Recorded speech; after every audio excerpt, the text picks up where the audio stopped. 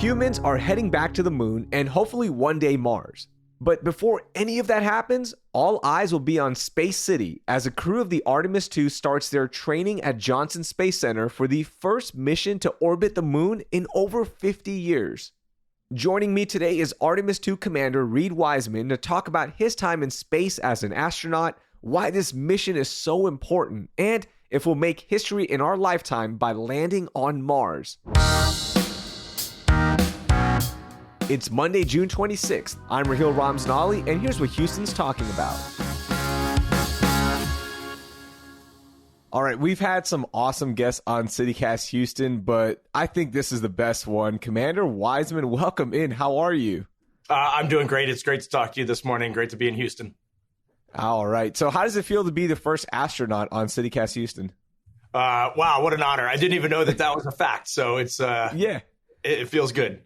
Cool. So before we get to all the awesome stuff that's happening right now with Artemis II, I got to ask you, being in the Clear Lake and Houston area, what's your favorite restaurant while you're there at Johnson Space Center? I'm not sure we can play favorites. I will tell you that I told my friends when and if I ever move from Houston, the people and the food are what I will miss the most.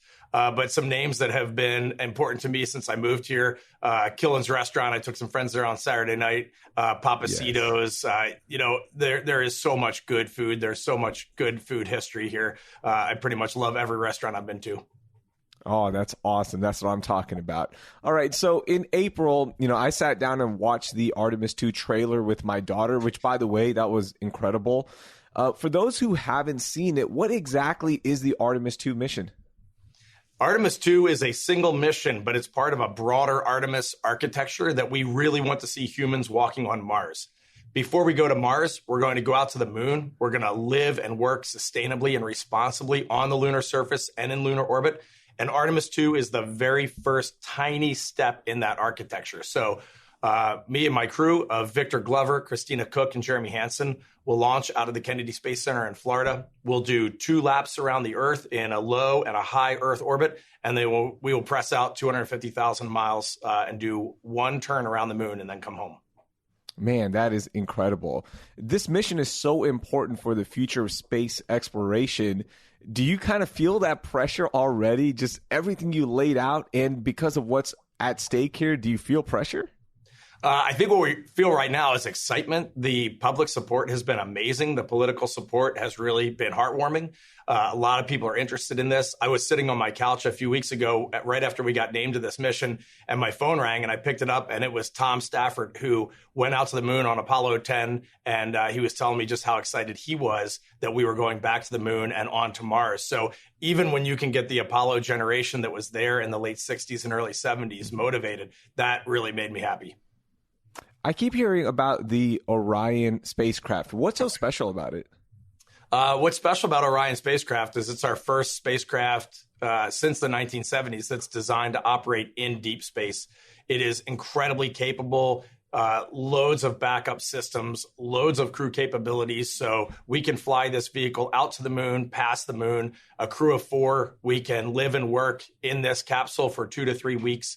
And if anything goes wrong, we have a lot of backup methods to come home. So it's an extremely redundant vehicle, completely designed to operate at the moon and beyond.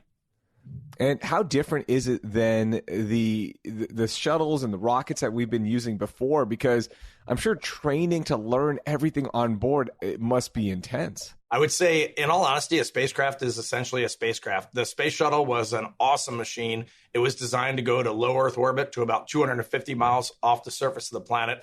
Orion is designed to go out to the moon and beyond. So we have to learn how to work a little bit differently, work with small communications delays, and then really work on our emergency procedures, because anything happens like Apollo 13 on your way to the moon, you want to be able to get home.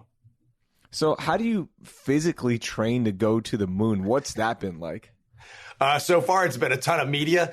We did a trip to New York, a trip to Canada, LA, and then, of course, up to Washington, D.C. to thank our political leaders for their support of NASA and our goals. Myself, Victor, Christina, and Jeremy learning to live and work together, and then studying all of the deep technical aspects of this spacecraft so that when we launch, we know everything that is going on in the vehicle. Wow. I don't think people understand how incredible that is, that right here in our backyard in the city of Houston, y'all are going to be training to go and orbit the moon. That is incredible. It's an honor for us. We love this town, and we're happy to be here doing it. All right. So you spent 165 days on the International Space Station.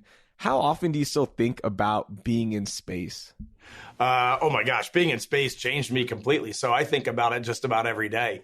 When you get to leave our planet and look back at Earth, it is incredibly beautiful. The science that we're doing on the space station, the International Space Station has been in orbit since the year 2000. There have been people living off of our planet since the year 2000. So if you are younger than 23 years old, for your entire life, all the inhabitants of Earth have never been on our home planet at the same time.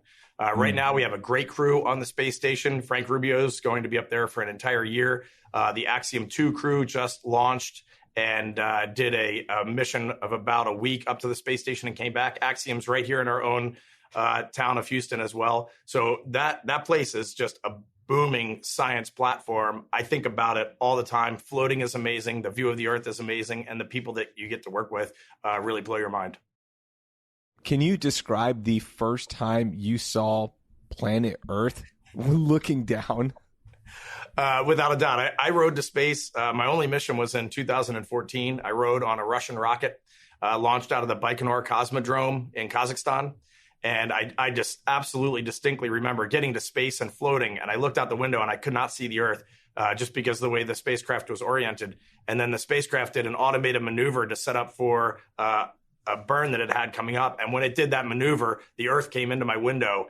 And I was just completely blown away. There was a GoPro that was Velcroed to our instrument panel, and I pulled it off and I just stuck it to the window because I just had to capture that moment for the rest of my life. And it absolutely takes your breath away. There's no photo, there's no video that I've ever seen that comes close to the beauty of the curvature of the Earth, the blue of the ocean, and the black of space just on the horizon. It absolutely takes your breath away. What's it like doing a spacewalk? Because you were out there for 14 hours, right? I think you did a total of 14 hours.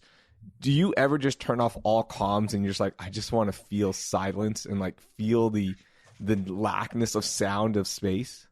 Well, first of all, we have a fan that is always running. And if that goes silent, then it's time to go inside as quickly as humanly possible.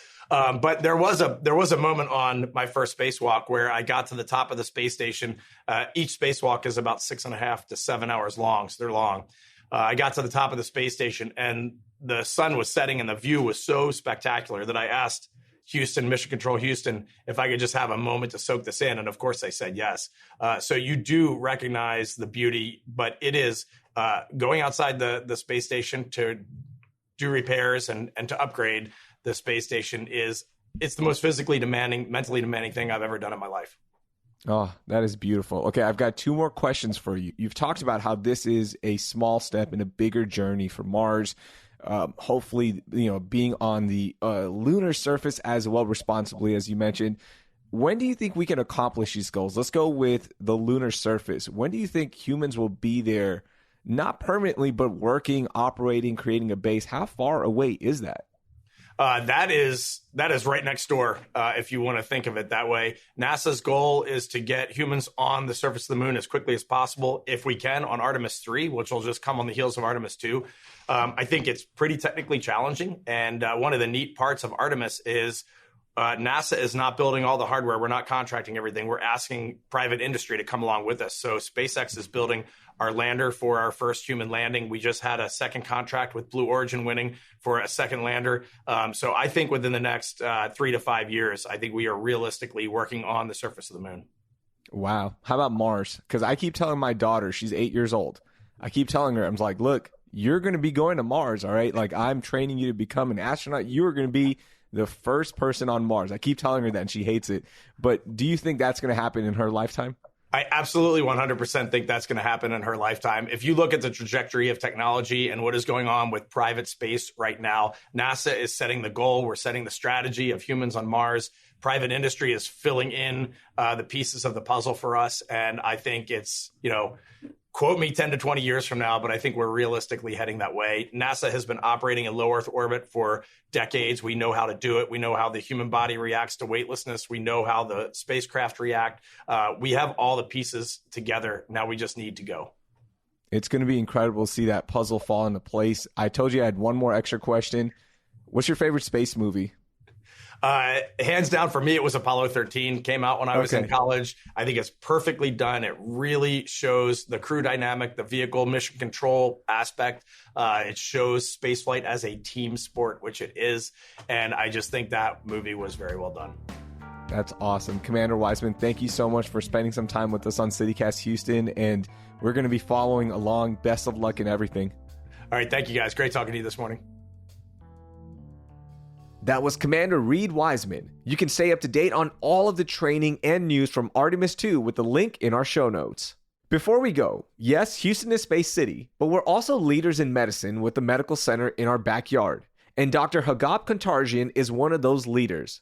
Dr. Kantarjian has been revolutionizing leukemia treatment at MD Anderson and has even improved survival rates for leukemia patients. But Dr. Kantarjian isn't stopping until treatment is available for everyone, no matter their financial background, and eventually he even hopes to completely stop using chemotherapy as a treatment for leukemia. I've linked a feature the Chronicle wrote on Dr. Kantarjian in our show notes that you have to read. That will do it for today. Thank you for listening, and I hope you learned something new.